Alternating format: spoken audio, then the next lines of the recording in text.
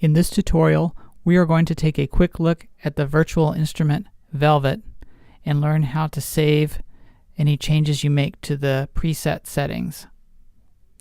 If you'd like to learn more about the virtual instrument Velvet, check out these tutorial videos. They're available in the lab and online at the web addresses shown. Alright, so we will insert our instrument in our instrument track. And as you can see, it looks like a classic electric piano from the 60s and 70s. And it has that kind of sound and response.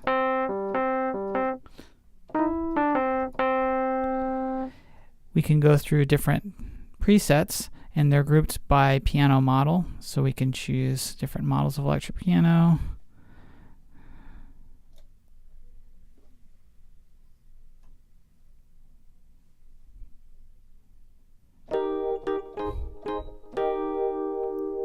And very realistic emulation of that electric piano. Let's say you wanted to make some adjustments to a preset and use them in a session and save them with your session.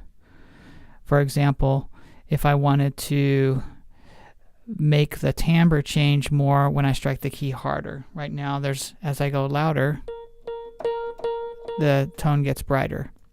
I can increase that by turning up the timbre here.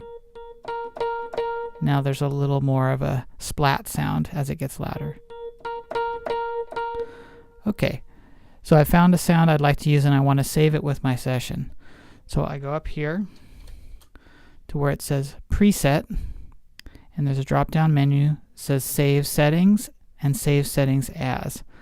What I want to do is save the settings into my session folder, so when I copy my session folder onto another computer, I have all the settings. So I'm going to choose Save Settings As. And it asks where to save those settings. This is where you want to be careful.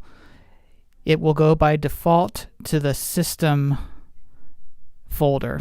In other words, it'll go to the DigiDesign application folder and save the settings, which means it's saving the settings on the computer, not in your session. So when you copy your session to another computer, those settings will be left on the old computer. So you want to find your session. Okay. So I'm going to go to Desktop, Student Hard Disk, find the session, plug in settings, and there'll already be a folder set up since you've inserted the Velvet instrument here.